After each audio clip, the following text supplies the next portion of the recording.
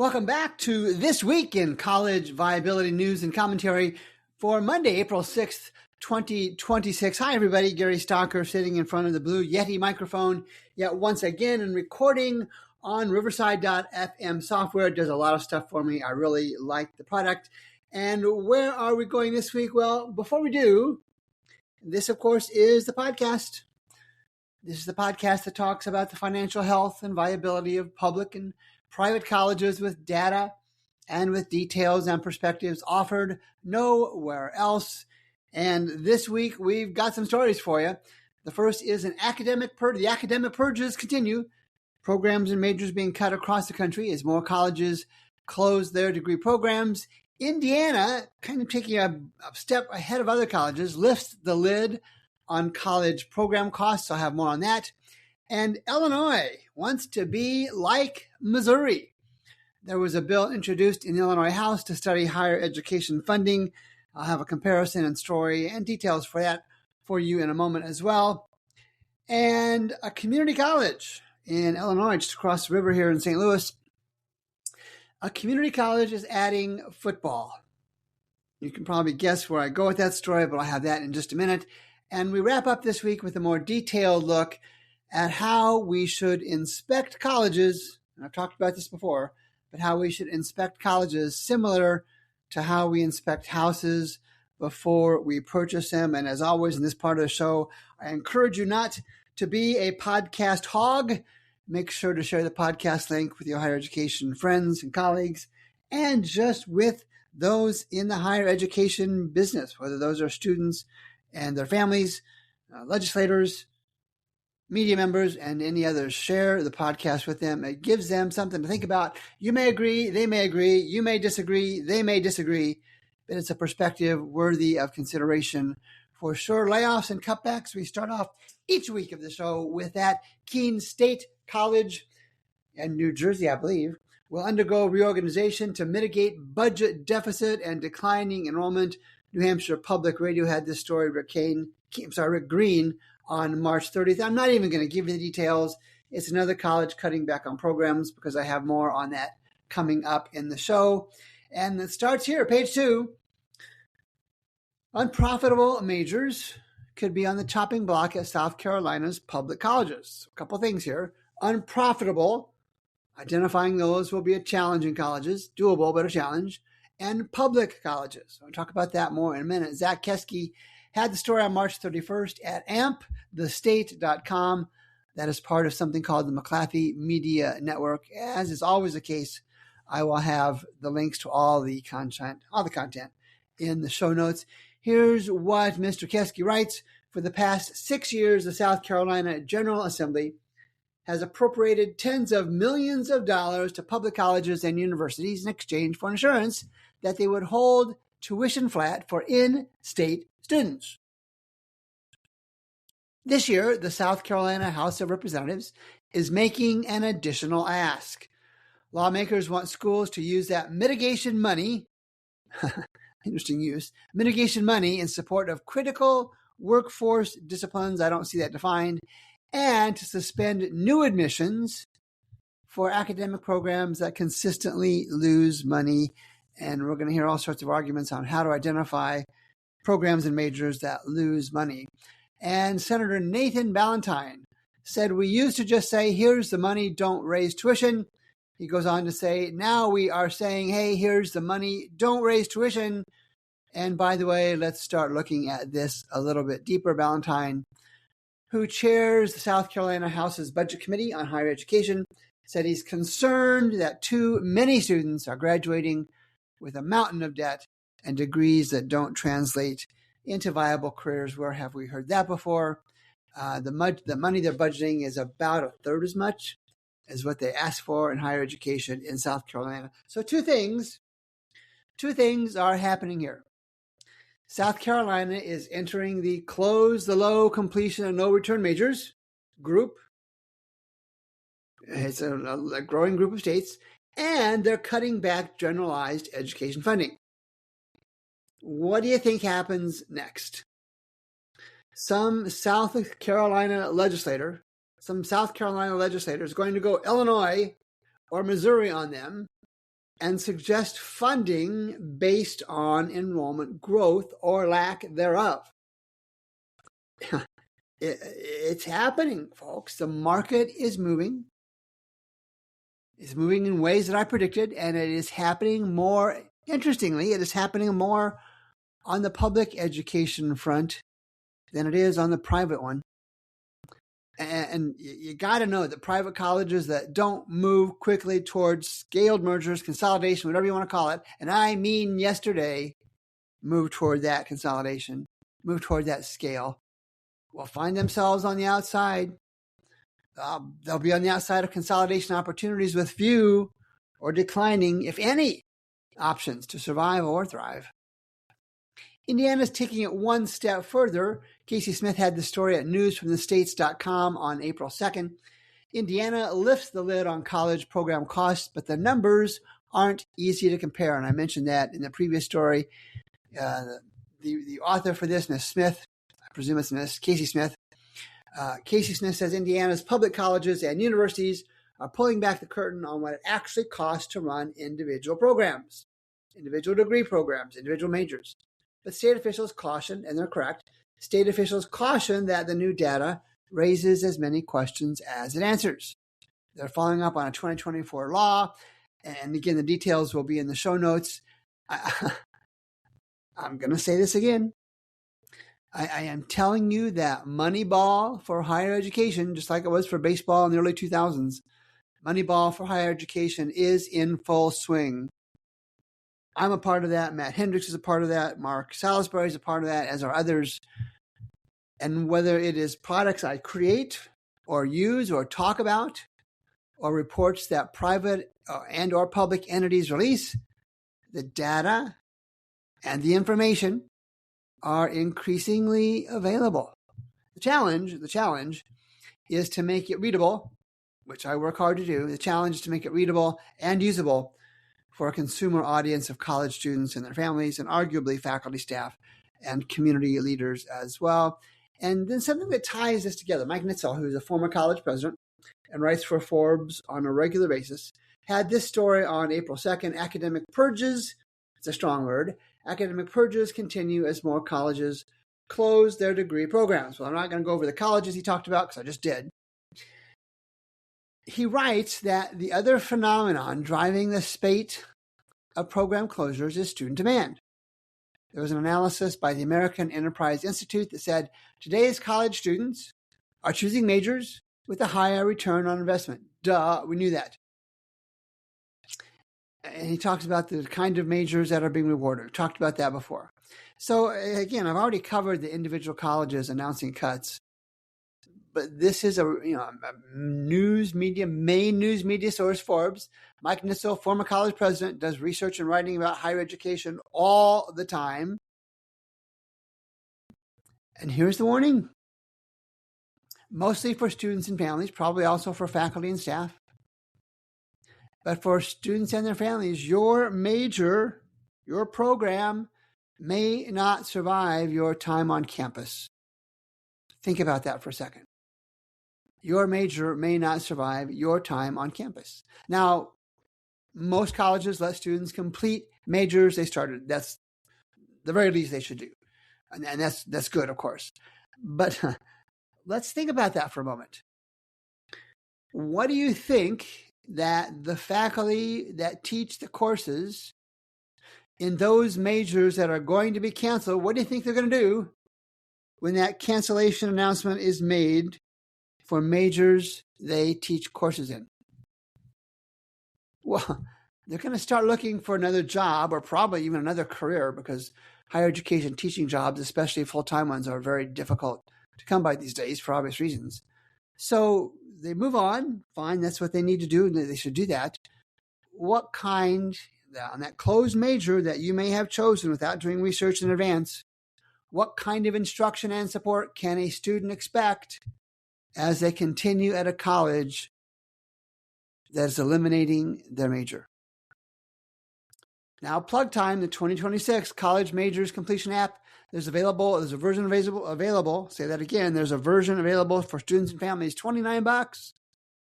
I'll have the link in the show notes. $29 to find out if your college isn't graduating anybody in majors you're looking at. And you probably want to look at something like 5 a year or more as the target. 5 or less, you got to be concerned. And for academic leaders, I've got another version of that, more years, more types of degrees, and it's only $199.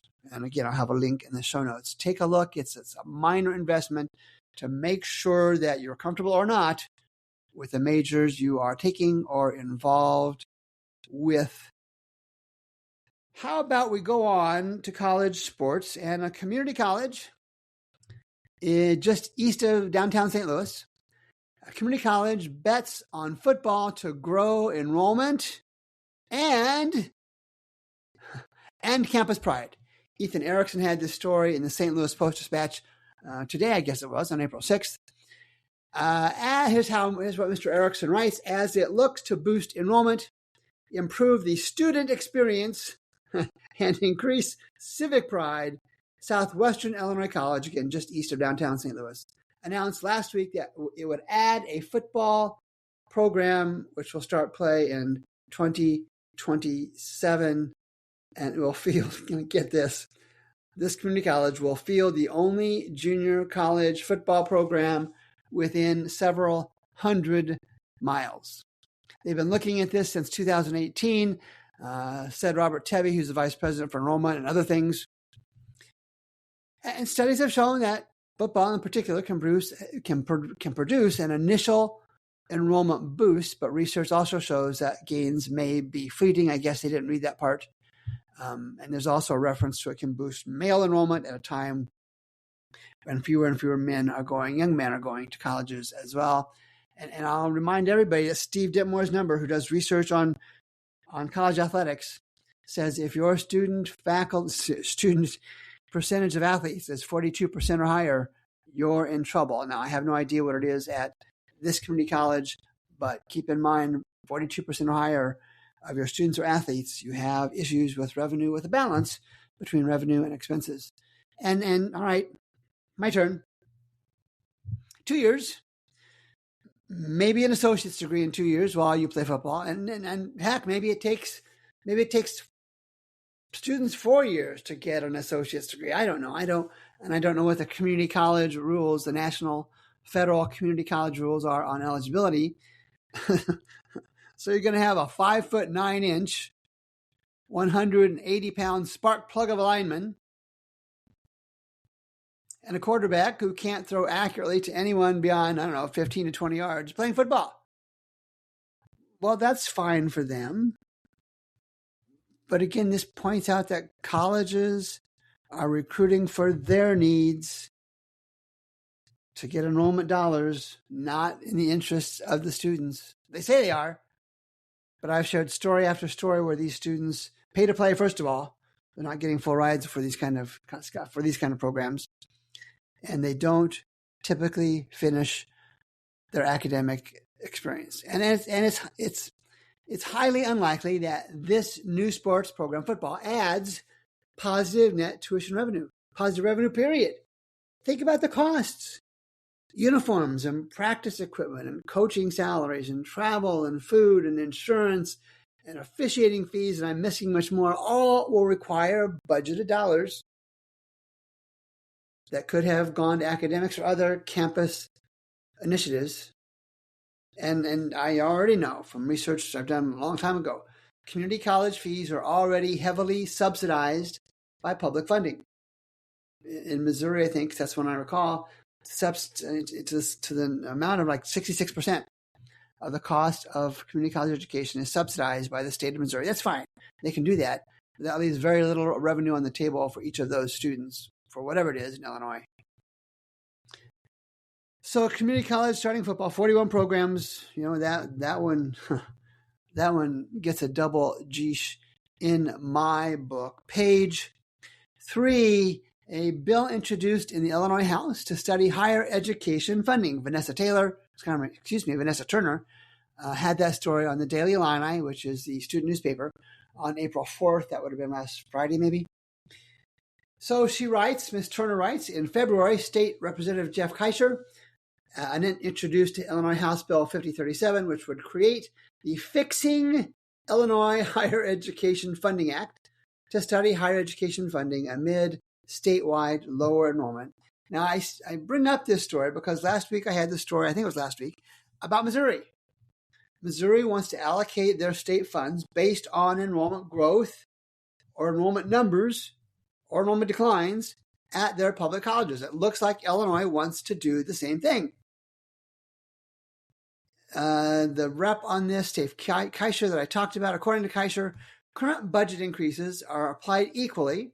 A funding formula, he says, that rewards lower enrollment and arguably lower performing, that's my words, not his, rewards lower enrollment and lower performing schools.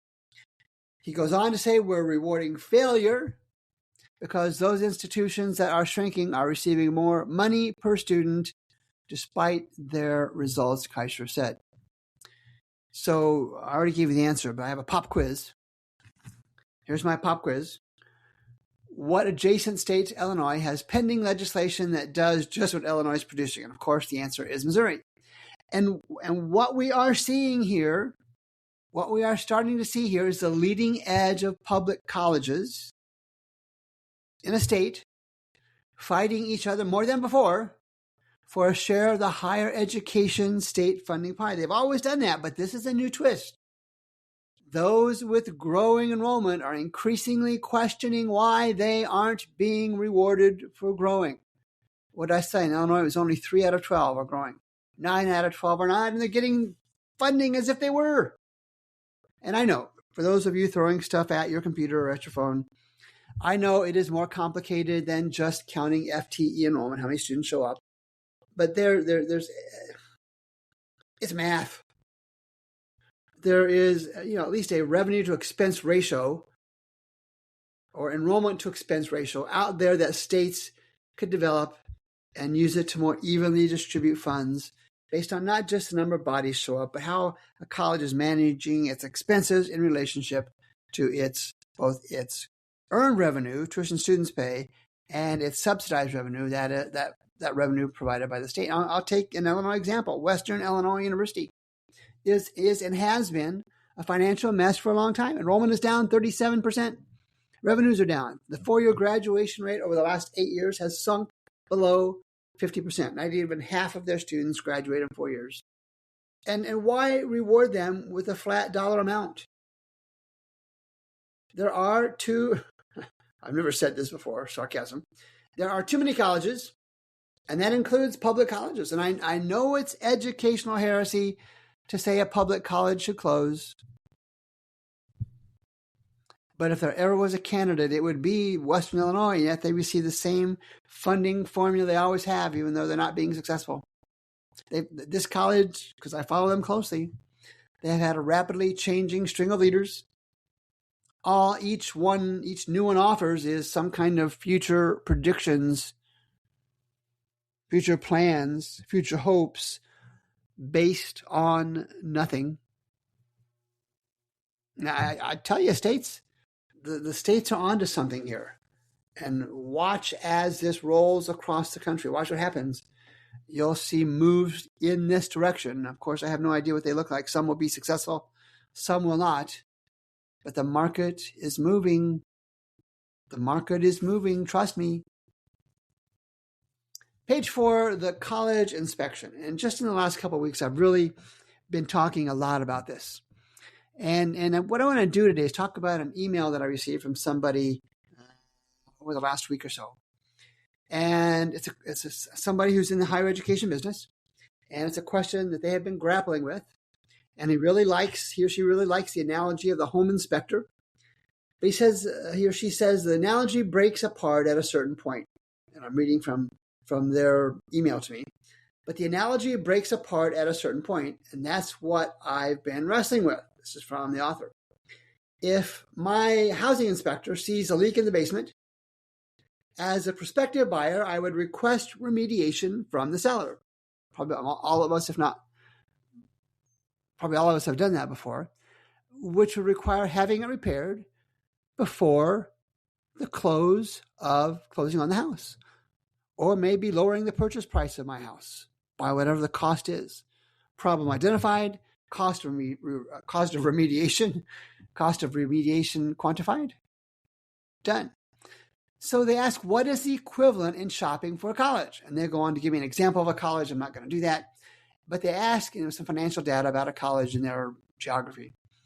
So again, this person goes on to write to me, Gary, what do college counselors, or parents do with financial data, operational data, graduation rate data, retention data on colleges?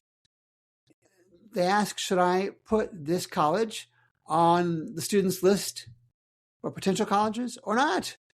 If I do put this college on the students list and they are admitted, do I tell the family they should forego that child's acceptance because I believe it has a higher chance of closing in the next 5 years than the others this student was admitted to?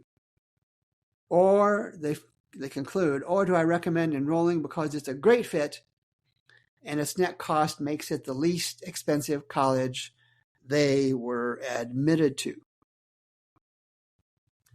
And I'll kind of paraphrase my response to this person. Thanks for writing. You put your finger on exactly where my home inspection or college inspection analogy starts to strain. I told him I agree. In a traditional home purchase, the market gives the buyer some leverage. Inspection. If a problem is identified, there's a mechanism for remediation. We talked about that before.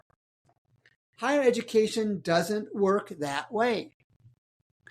When I or others identify a financial problem or trend or concern in a college, there is no such thing as post-enrollment negotiation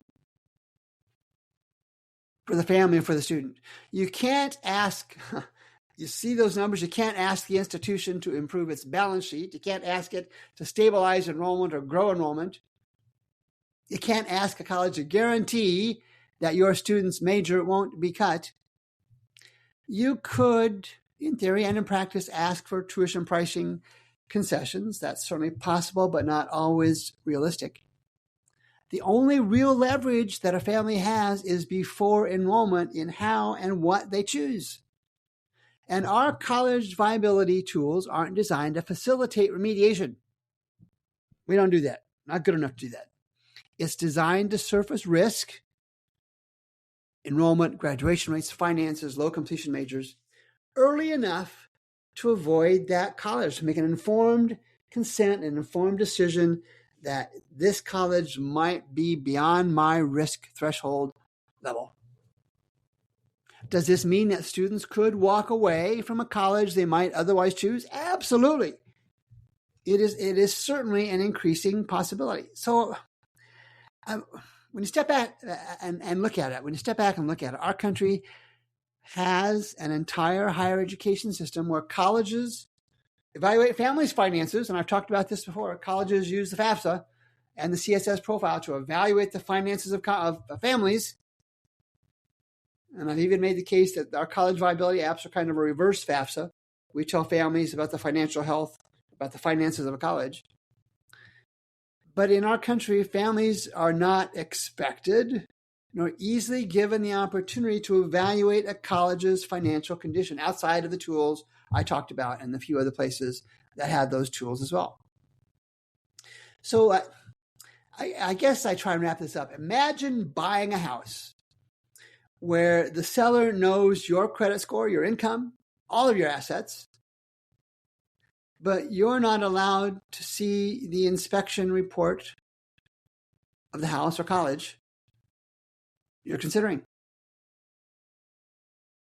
That's higher education in the United States in the 21st century. So yes, the house inspector and college inspector analogy breaks, because in purchasing a house, the inspection is part of a balanced transaction. Both sides get a fair chance. In higher education, there is no balance. That's why our college viability apps and tools exist. Not to help the families negotiate a better deal. I suppose you could use them that way. Not to help families negotiate a better deal, but to help them avoid a bad one. So one of the comparisons, I guess to wrap this up, one of the comparisons I like is that college viability exists in a similar function, in a similar role as things like Consumer Reports, or the Kelley Blue Book for cars. The Kelley Blue Book kicks the tires on cars for you. It gives a report. College Viability on a variety of apps kicks the tires on colleges before a student, your student, gets taken for a ride. The data is available. All of it is effectively provided by colleges themselves because they have to.